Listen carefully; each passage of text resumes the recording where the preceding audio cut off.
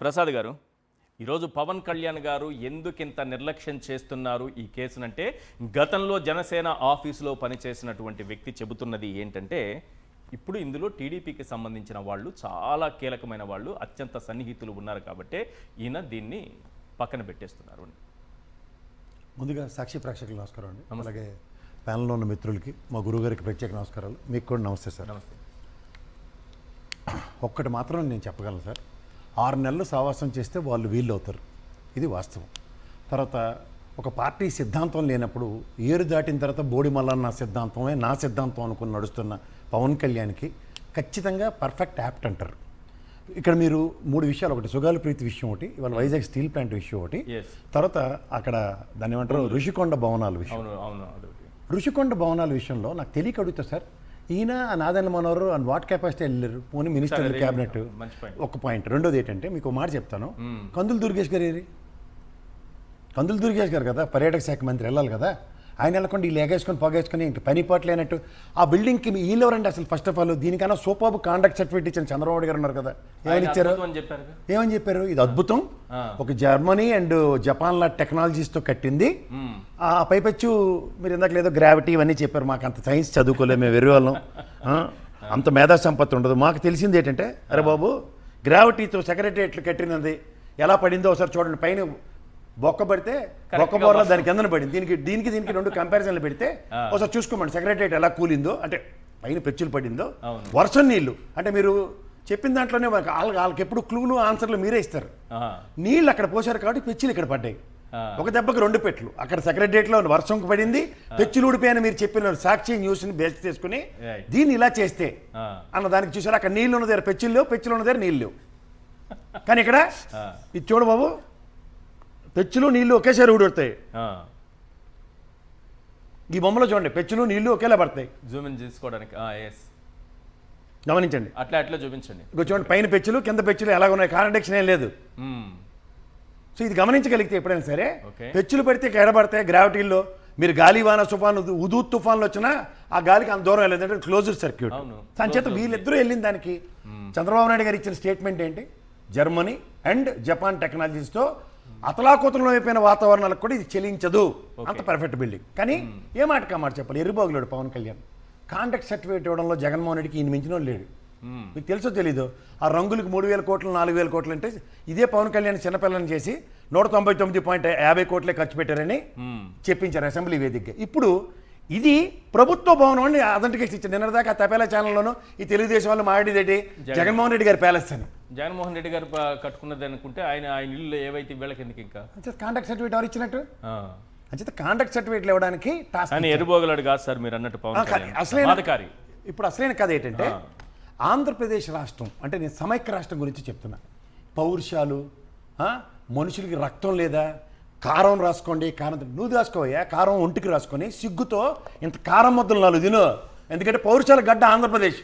సమైక్య రాష్ట్రంలో ఆంధ్రులకు విశాఖ ఉక్కను సాధించుకున్న విశాఖ పరిశ్రమ అక్కడ సమ్మె చేస్తుంటే దమ్ము ధైర్యం లేక పనికిమాలిన తిరుగులకి ఋషికొండ పోతావా? అసలు నీకు ఇప్పుడు ఏం పని అక్కడ? పంచాయతీరాజ్ శాఖ మంత్రికి, పర్యాటక శాఖ మంత్రి చేయవలసిన పని నీకేం పని అక్కడ? నీకేం దమ్ము ధైర్యం ఉందా దాన్ని ఏమైనా పనికొచ్చిన పని చేయడానికి? ఆ పక్కనే ఆ రిసార్ట్ల దాంట్లో రోజుకి 50,000 తగలబెట్టి ఉంటున్నావు కదా, దాని బదులు 4 రూములు సాఫ్ చేసుకుని అందరూ రాష్ట్ర ప్రభుత్వానికి రూపాయి ఖర్చు మిగులుతుంది. అసలు నాకు తెలియకూడదు సార్, వీళ్ళని పని పాటు లేకుండా వీళ్ళిద్దరూ ఎలక్షన్స్ ముందు కూడా బీచ్లో కాలు తడుపుకుంటూ తిరిగిన దానికి షెల్టర్ కుదిరితే దాంట్లో తిరుగుతున్నారు. ఇప్పుడు ఇప్పుడు ఆ స్టీల్ ప్లాంట్ వాళ్ళకి సమాధానం చెప్పలేక పౌరుషాల గురించి మాట్లాడాడు కదా. వాళ్ళు 14 వ్యవస్థలను ఆల్రెడీ ప్రైవేటీకరించారు, వేలాది మంది కార్మికులు తొలగించారు, వందలాది మందిని సేలికి తగలబెట్టారు, పనికొచ్చిన ఇంజనీర్లందరినీ, సీనియర్ స్థాయి వాళ్ళని. వీళ్ళకి చేతకాక వైజాగ్ స్టీల్ ప్లాంట్లో నిస్సహాయతని కప్పిపుచ్చుకోవడానికి అక్కడేమో చంద్రబాబు గారు సమిటి పెట్టి అక్కడ ఆయన పంచాయతీలు, ఈయనేమో ఇక్కడ కూర్చుని ఏం మాట్లాడుతున్నారు? ఒక మాట చెప్తా సార్, నేను ఒక మాట చెప్తా, పౌరుషం గురించి మాట్లాడు కదా. టంగుటూరు ప్రకాశం పంతులు గారు గుండు చింపి బ్రిటిష్ వాళ్ళు గుండు కాల్చమని చెప్పినాడు. అమృతరావు గారి త్యాగంతోనూ చలపతిరావు గారి త్యాగంతో ఏర్పడిన స్టీల్ ప్లాంట్ ఏడున్నారు? మా తాత ముత్తాతలు దానికోసం శ్రమించిన వాళ్ళు ఉన్నారు. ఎవరు వీళ్ళంతా? ఏడ నుంచి వచ్చి ఏడ పుట్టారు, ఏం చేశారు కూడా తెలియని వాళ్ళు అందరూ వచ్చి ఏం రాజకీయాలు మాట్లాడారండి వీళ్ళు? ఫస్ట్ ఆఫ్ ఆల్ నీకు స్టీల్ ప్లాంట్ కార్మికుల దగ్గరికి క్షమాపణ చెప్పు. పౌరుషాల గురించి జుత్తెగరేసుకొని మాడావు కదా.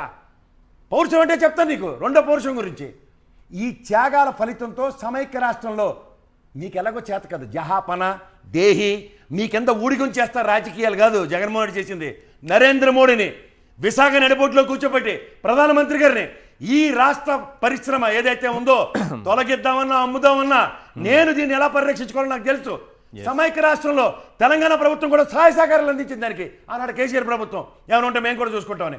తదనంతర పరిణామాల్లో వీళ్ళకి చేతకాక కుమారస్వామి గారు ఇచ్చిన స్టేట్మెంట్ ఉంటే చూడండి ఒకసారి, చూసుకోమని వాళ్ళకి. In the process of privatisation and demonetisation, దీంట్లో ఎప్పుడైతే దీన్ని ఇచ్చేద్దాం డిజిన్వెస్ట్మెంట్ స్కీమ్లో దీన్ని అమ్ముదాం అన్న దగ్గర 5 సంవత్సరాలు బాక్రానంగల ఆనకట్ల నిలబడిన జగన్మోహన్ రెడ్డి వల్ల దీన్ని ప్రైవేటీకరించలేమని చెప్పాడు.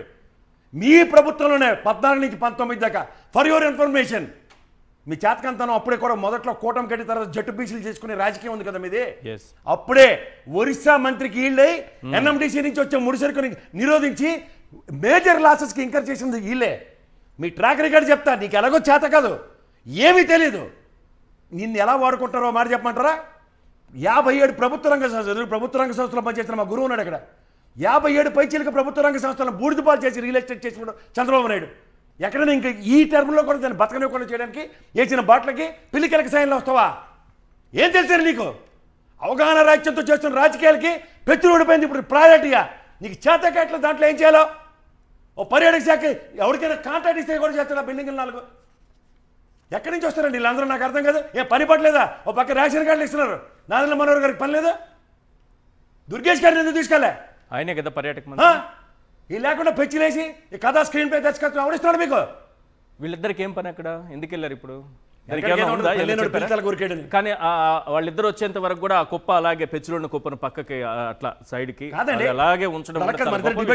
అదేదో పడింది అనుకోండి, లైట్ అవుతాను వీళ్ళు క్లీన్ చేయకుండా కెమెరా దామి పెట్టుకుని మన డిబేట్ గాలిపోలేస్తారా? బేసిక్ లాజికల్ కూడా ఉండవు. ఎవరండి వీళ్ళంతారే చదువు సంచలన బ్యాచ్ అందరిని తీసుకొచ్చి మానేతికి పెడతారు. సార్ ఒకటి మాత్రం చెప్పగలను, సుగాల ప్రీతి విషయంలో మళ్ళీ ఆ చేతకంతనం ఇందాక ఆయన చెప్పాడు జనసేన బాధితుడు. సార్ నాకు ఒక విషయం చెప్తాను, ఎలక్షన్ ఇంజనీరింగ్ అంటారు.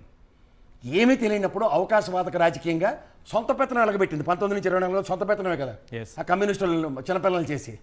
ఆ టర్మ్లో సుగాల ప్రీతి నిలబడాడో తెలుసు. ఒక ప్రజాస్వామ్యంలో ప్రజల చేత ఎన్నుకోబడిన ప్రజాప్రతినిధి చేసే పని ఏంటంటే ఒక కష్టానికి తన భుజం ఇవ్వడం. అది జగన్మోహన్ రెడ్డి చేశాడు 21లో.